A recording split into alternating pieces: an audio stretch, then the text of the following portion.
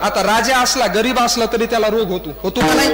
लक्षात घ्या, राजाला रोग झाला आणि रोग झाल्याच्या नंतर काय झालं महाराज, एका वैद्याने त्याला औषध सांगितलं, राजा आपल्या नगरीमध्ये एखादा तुला कावळा पकडावा लागन आणि कावळा पकडल्याच्या नंतर त्या कावळ्याची जडीबुटी बनवून त्या जडीबुटीचा वापर करून तुझा रोग नीट करावा लागेल.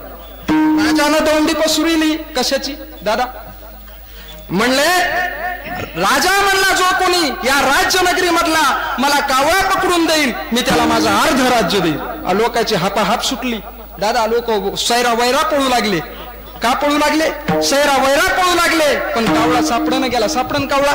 मी आता आजचं कीर्तनाचं पाकिट देतो, कावळा सापडून आणा. नाही सापडत. प्रयत्न केले, सापडला नाही.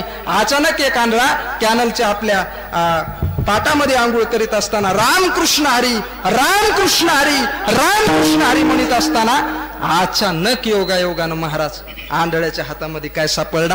कावळा सापडला. आणि कावळा सापडल्याच्या नंतर लक्षात घ्या, कावळा त्यानं धरला आणि माझ्यासारखा शहाणा त्याच्या जवळ गेला. म्हणला ओ दादा, गावामध्ये राजाला दौंडी पसरवली. म्हणले काय झालं?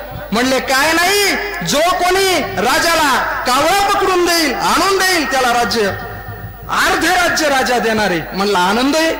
म्हणला आम्ही कावळे पकडू पकडू बेजार झालो, आमच्या स्वप्नात नाही, प्रत्यक्षात कधी येईल.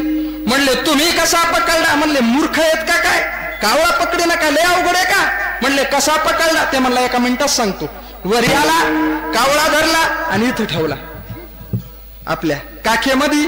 आणि काखेमध्ये ठेवल्याच्या नंतर म्हणला ना कावळा कसा पकडला तुम्हाला सांगतो. त्यानं असं वरी टाळी वाजवायला गेला दादा, टाळी वाजवायला गेला आणि काखेतला कावळा उडून गेला.